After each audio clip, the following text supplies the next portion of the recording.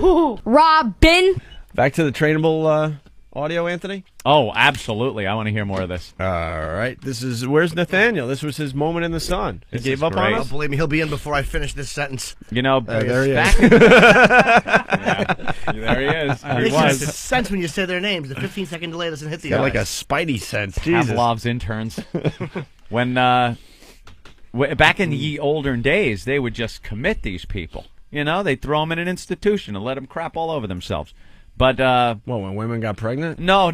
Oh. They should. No, the mentally challenged people, Opie. And then during the late 50s, early 60s, they started doing this thing where they figured, you know, they could what they called mainstreaming. They could put them into society, make them productive members of society. And an experience I have with mainstreaming was an elementary school I went to. It was called mainstreaming? Opie, was called mainstreaming. Yes, they put them back into a society because they realized that they could contribute something, and there were different levels of these mental handicaps, and they didn't have to just take them all and throw them all into an institution. Forget Aristotle and fuck Socrates. Here comes Professor Anthony. That was a little bit about everything. So many complaints about that, by the way, while we were on vacation. The worst song ever. That thing is not going away. What song do you mean, Op? Forget Aristotle and fuck Socrates. Here comes Professor Anthony. You know, the song is bad enough. It really is. But that spit slurp that he does right after Socrates. What's spit slurp? Listen close. Forget Aristotle and fuck Socrates. Here comes Professor Anthony. You couldn't get through that without drooling, you mental. Ugh. Socrates. Here comes Professor Anthony. Thank you, Rich Voss, for that song. You slurping buffoon. Yes, mainstreaming, Opie. And when I was a child in elementary school in East Northport, they introduced mainstreaming to my school. They had a special class of mentally challenged children that went to our school. But they were in a separate class than ours. And I was in, I guess, second, third grade maybe. But during lunch, that's when you brought them out, and we all dined together. And it was such a treat for the regular kids. Dude, you just brought back a memory, man. In my high school, Harborfields High School, there was that section of the school that no one went to. No one went. And you had no idea what was going on in that section of the school until lunchtime. And they paraded those people into the lunchroom. I'm sitting at the lunch table just trying to choke down a lunch. And right next to you would plop down a tray. And there were kids, and I'm talking old school retarded too, like 70s retarded, not like now retarded where there's tests for these things and they suck them right out. There was a kid, because now, you know, you get retarded kids, but for the most part they got a lot of tests for these things, you know. There was one kid who had water on the brain. What archaic disease is this? His head was huge. And I'm not talking big like, hey, that guy's got a big head. Hey, you with the beige pants. You got a big fucking head. Oh! Not that comedy big head. His head was huge. And he had this little pointy chin, he couldn't keep it up. He had a little skinny neck. He couldn't keep his head up. Yes, Jimmy? Oh, no. I'm listening about I'm waiting for the glasses, and when he got into radio as a producer part comes. Yes, we had attendance. Teacher would yell out Sparks, and he would go, ah! And he couldn't keep his head up. So it would fall down. I don't know how I could convey this on radio, but he'd be sitting there, and his head would go, like wrap around. Like it would do a circle, whereas his chin would go into his shoulder, middle of his chest, other shoulder, back up. That's it. It would go, whoa! All day he would do this. And of course the really like weird teeth, like Clint Howard teeth from the Star Trek episode, and then drool, lots of drool, and then another kid that had a horse eye. You ever see a horse's pupil? It's wide and fuzzy. It's like rectangular shaped. I could get into the whole thing of why a horse has different pupils. But Forget Aristotle and fuck Socrates. Here comes Professor Anthony. I like to learn something today, Anthony.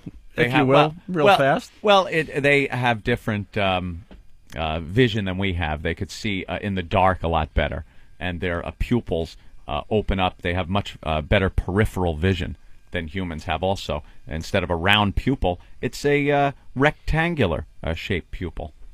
They also have big cocks. Horse cocks, I hear. They really do. And he had this horse eye. His pupil was all screwed up like that. And he was another one, like just drool. All the drool on their hands, and you're trying to eat, and, you know, I'm sorry. And then there was this kid called Gallagher. But me and my brother called him Dally Dooley, because that's how he said his name.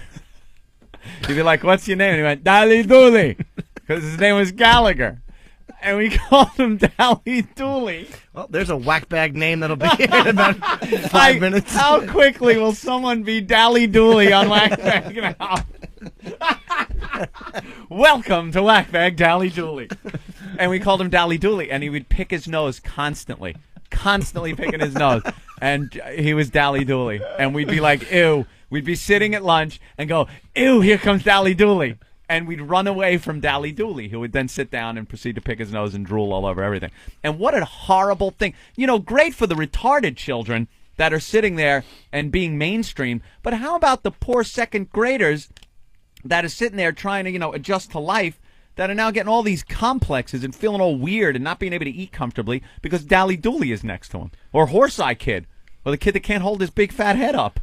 We had a retarded boy in our school he was functional retarded, but his name was Mark, and he would always scratch his face and go, "Ah!" Holy Jesus. And when he ate pizza, you know how you get that awful square pizza? Mm-hmm. The first thing he would do, he would just scrape all the cheese off the pizza and then just eat the red bread. Yeah, the saucy bread. He used to hate when you'd blow on his face. So what did you do relentlessly? Oh, hey, Mark. Both hands scratching his dumb cheeks. Oh, that's great. Unbelievable. They weed all these out now. Yep. Sure, you see an occasional Down syndrome, but can't they test for that now, too? I think sooner or later. But I think the people that have them now are people that are like, well, we don't care.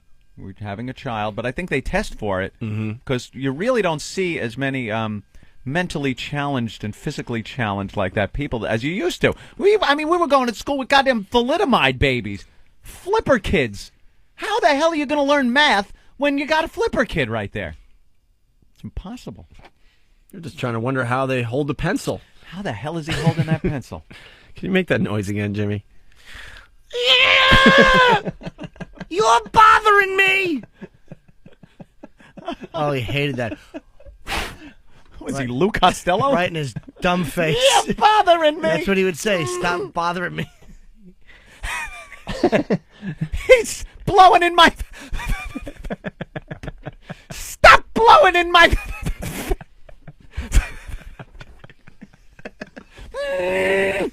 Abbott! He's...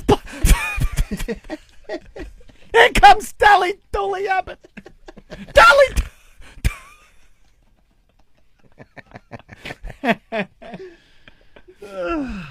Jesus. All right. Do we have time to get into the sex ed trainable audio stuff? I would love to hear at least a little sample. All right. Nathaniel brought this in. It's the ABCs of teaching a trainable about sex ed, right?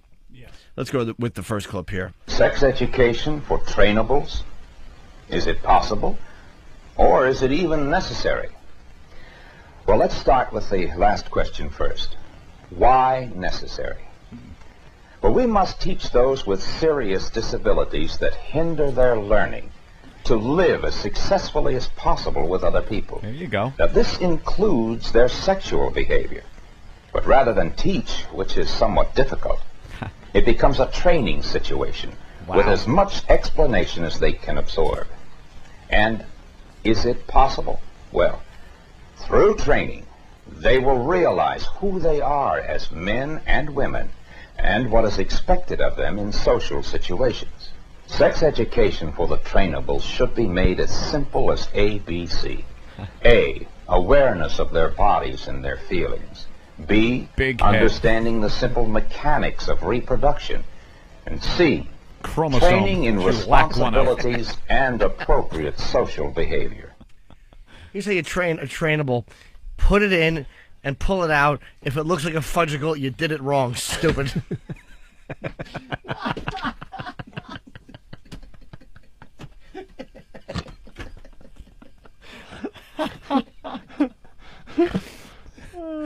Was that horrible? Let me move right on to the next track. Yeah, let's give it a listen. So let's start with A. What should they learn about their bodies? As much as they can. Now, the ideal situation is a one-to-one basis. But if this is not possible, the group should be kept very small and include only those who will pay attention. Those who teach must do some special examination of how they themselves feel about sex. That's great. Only those who will pay attention. The rest should be executed.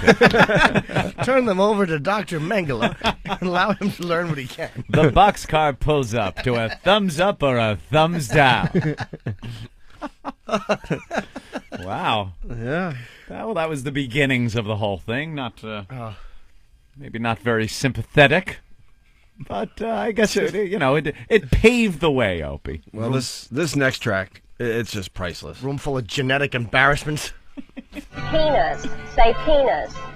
Penis. Louder. Penis. Give me another word for penis. Prick. Prick.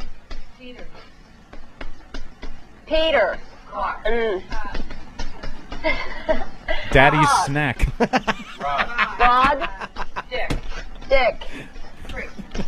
Prick. We've got it. Me. What? Me? Ding dong. Ding dong. Ding dong. Juan. Right on. Wiener. Wiener. Talking about and using sexual terminology is difficult for many people because of the guilt and embarrassment from our heritage. Guilt and embarrassment of the kids. Prick. Peter. Cock. Rod. Dick. Meat. Ding dong. Juan. Wiener. Tool. Joint. All right. Wasn't that the last XM meeting we were at in Washington? Sounds like it. Wow. They should be reciting that in a room that they're expecting a shower to come out of, and little pellets. Ding dong, wiener. Oh God. Oh man. It's amazing. Ding dong. Just one lousy chromosome. Sandy, we're going to talk again about the parts of your body, okay? And the fact that a girl has 3 holes between her legs. Yeah. 3. How many, Sandy? 3. But I was right. And then Major Nelson, but 3 holes. 3. Stop with that third hole. It's just Stop. It's just 2. What can that third one do for me? Nothing. Exactly. What is the third one? Pee-pee. You like the third one the best, There's you only idiot. 2 holes, all right? I know. That third one, they took it. Come on. It's like, It's a hole within a hole. Yeah, there's Who's counting? 1 hole and 2 snack dispensers.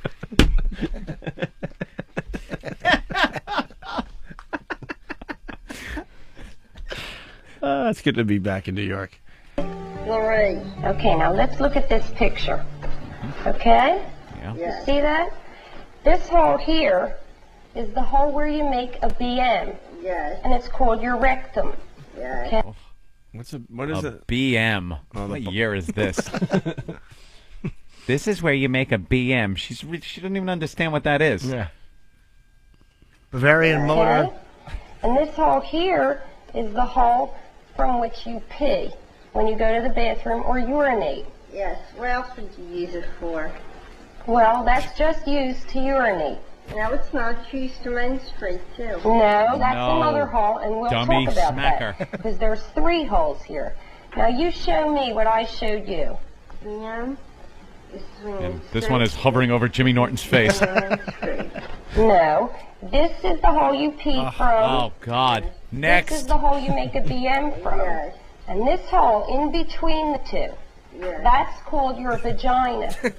And that's the hole from which you This is your only redeeming quality. Repeat, if possible, to show that the lesson is being understood. What a nightmare. This is the hole you make a BM from. This is the hole you pee from. And this is the hole that protects you from being beheaded at birth. This is the hole that gives men any reason to talk to you. Without this hole, you'd be considered plant life.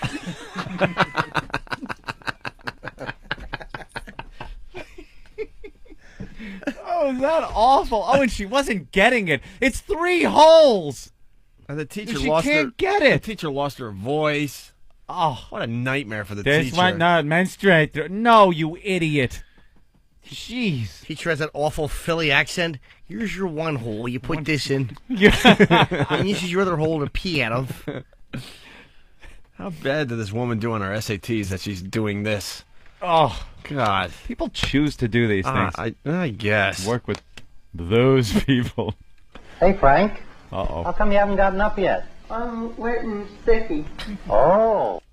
I remember this one from the old days. Frank's wet and sticky. Oh. Frank was playing with himself. I think he had a wet dream. Oh, it was the wet dream one? Yes. Okay. Hey, Frank. How come you haven't gotten up yet? I'm wet and sticky. Oh. What, when did that happen? Dreaming of a Did it pinwheel. happen Ooh, oh. Pretty color. Oh. I made a mess in my bed from your retarded grandson, Frank.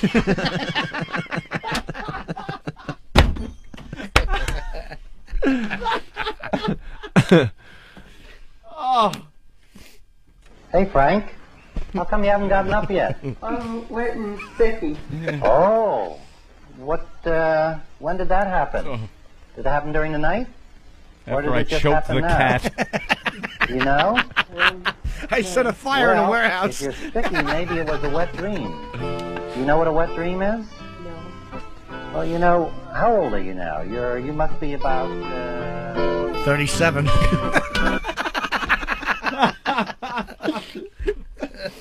Oh. God damn. Oh, there's an Oh. Well, a little awkward. Well, you, what happened? Oh, Jesus. Oh. I'm wet and sticky.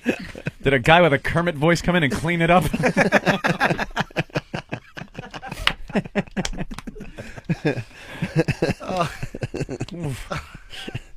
It was really awful. He wants to help the kid out. Of course he does. You hear something like that, you just pretend you didn't hear it, and you just keep walking. It's someone else's problem. Yeah, exactly. All right. Have fun. Right. Checking on you later. Fuck yeah, Fuck man. that. Colorful little smoothie. much- I made a smoothie in my bed. Wet and sticky. How much time we have left in the show? That's it? Toolbag from New Orleans calls him old spermy legs. Great. All right, let's see if we get through at least this one here. Wholehearted. The hell is that? The counselor shows a calm, accepting approach to this boy who has just had a wet dream. There is no scolding or recrimination. The boy is not frightened, and there is no reason for him to feel guilty. Frank, I'm sure you understand now just what happened, and that this is probably going to happen quite a few times more, like it does to everybody else, and it's quite normal, right? I think the best thing we can do now is to show you how to clean it up. Okay? Okay. All Now, right. clean it up. Clean it up. Clean it up. You guinea retard. Go on. Be a premature ejaculator, just like your father.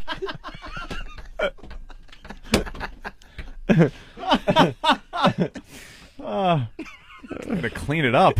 Use the sheets. It's like normal people. Whatever's laying around the room. That sock's gonna go in the wash anyway. Never clean it up. Just leave it there. Sleep on the other side. Oh. I used to wipe up, I swear to God, with the end of my sheets, it was hard and stiff. My grandmother one time saw it, and she's like, what is this? I'm like, oh, I spilled Pepsi. And the acoustic guitar music started. Jimmy? Grandma, I'm wet and sticky.